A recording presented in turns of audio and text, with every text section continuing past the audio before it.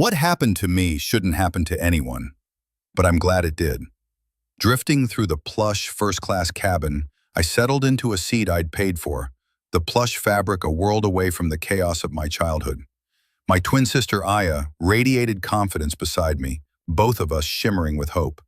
Minutes later, Mrs. Davenport's entitled glare shattered our moment. "Those are my seats," she declared, dismissing our presence like we were mere whispers in her grand design. Despite flight attendant Carmen initially twisted, when Aya calmly refused to be moved, Carmen's demeanor shifted, and suddenly we were the problem. "Do you want me to call security?" she threatened, the words curling like smoke. My heart pounded, not from fear, but a seasoned anger bubbling to the surface.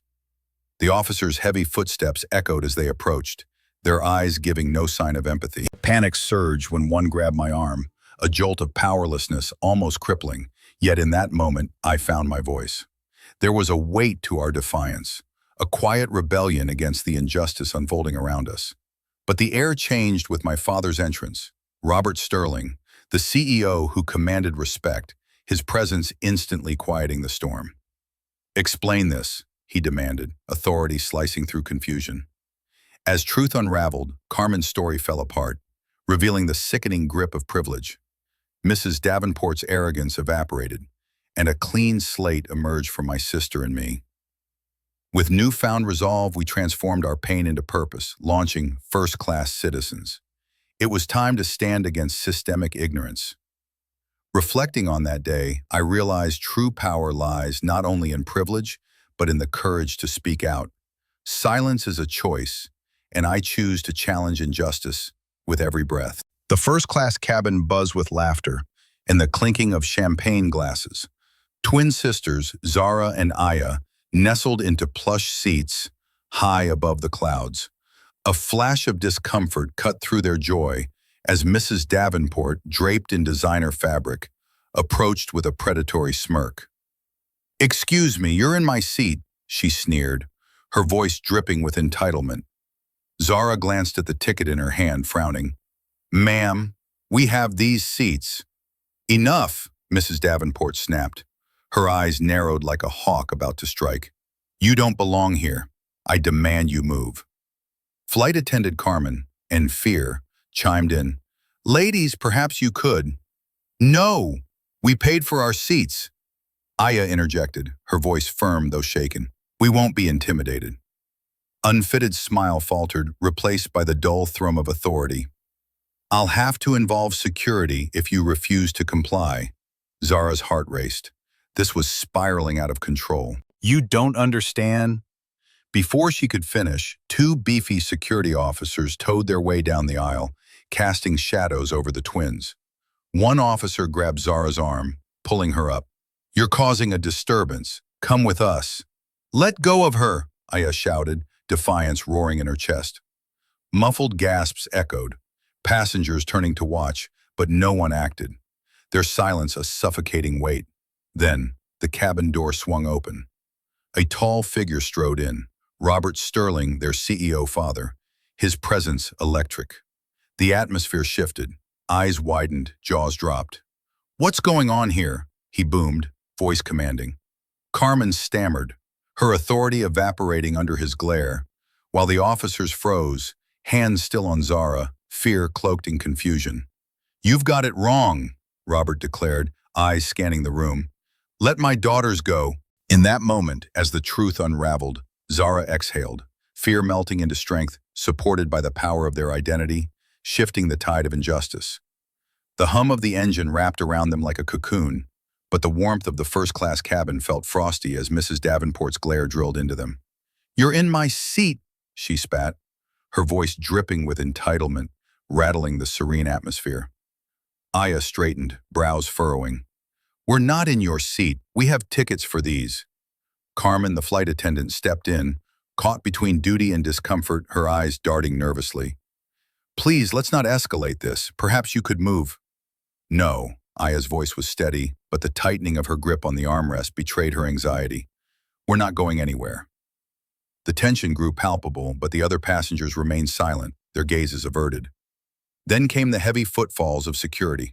The thump of approaching boots turned dread into panic. One officer reached for the narrator, rough fingers digging into her arm. Fear gripped her as the room spun. "Step aside, these girls are trouble," the officer sneered. And suddenly they were the villains. Aya's chin lifted defiantly, shaking off the officer's grip. "We're not afraid." The world around them blurred as tension rose, an electric charge in the air, waiting for a catalyst. Then the cabin doors swung open, and Robert Sterling stepped in, his presence suffusing the space with authority. Gasps erupted, the crew stiffened, the sisters stood taller, recognition flashing in their eyes. "Enough," he demanded, his voice icy as he met Carmen's gaze. In that moment, the universe shifted. The timeline of their day and the weight of their silent suffering pivoted on the axis of his arrival. The quiet intensity morphed, and the simmering frustrations began to boil over, hinting at an impending reckoning. As Mrs. Davenport's voice rang out, the air thickened with disbelief. "This is unacceptable. Those are my seats." The twitch of annoyance on Aya's face transformed swiftly into resolve. "We have the tickets. We're not moving," she asserted, her voice steady. The flight attendant, Carmen, hesitated, glancing between the twins and the agitated passenger. "I'll have to get security," she stammered, her eyes darting uneasily. A surge of anxiety rippled through the cabin, but rather than cower, both sisters squared their shoulders. "Go ahead. We're not afraid," I whispered to Aya, surprising even myself with the confidence in my tone. We exchanged a glance that spoke volumes. Fear didn't own us. When the officers arrived, my heart raced. One roughly seized my arm, his grip harsh and invasive. "What's the problem here?" I demanded, my voice softer, yet unwavering. Cutting through the tension like a knife. The bystanders remained silent, their eyes wide with discomfort, yet the silence only fueled my backbone. "Ty then." The door swung open, and in strode my father, Robert Sterling. He radiated authority, and the cabin instantly shifted. The tension melted into respect, and I felt an unexpected wave of relief.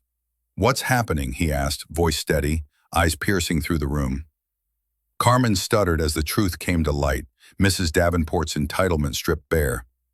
"You misjudged us," I murmured, the words heavy yet liberated. My fingers entwined with Aya's in unison. The weight of injustice slowly lifted. This pivotal moment marked our reclaiming of power, setting the stage for a bigger comeback ahead. The first-class cabin buzzes with murmurs as Mrs. Davenport's sharp voice slices through the air. "Those are my seats!" Her entitlement echoes, each word laced with disdain. The twins, poised yet defiant, sit straight but don't budge. "We have our tickets," Aya states firmly, a spark of resolve igniting between them. Tension thickens. Flight attendant Carmen approaches, a look of discomfort on her face. "Ladies, please, just switch seats for the time being," she urges, her eyes darting between the twins and Mrs. Davenport. The twins exchange glances, the weight of their dignity anchoring them. "No," the narrator asserts, her heart racing. "This isn't right." As the situation escalates, two security officers storm in, their presence heavy with authority.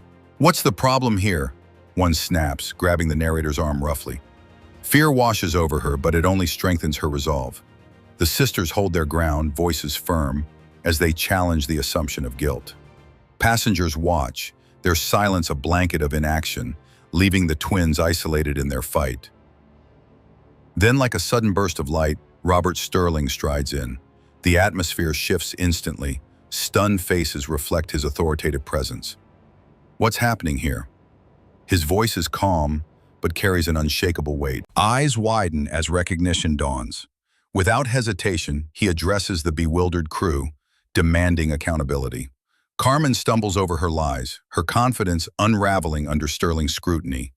In a flash, he dismisses the security officers, turning to Mrs. Davenport with a disapproving glare. "Your privileges are revoked," he states, the clarity of justice slicing through tension. The cabin gasps, and fear melts from the twins' faces, replaced by disbelief and relief. Emotion envelops them as their father embraces them tightly. "You were so brave," he whispers, transforming their moment of struggle into empowerment. The satisfaction in the air is palpable, the weight of injustice lifted.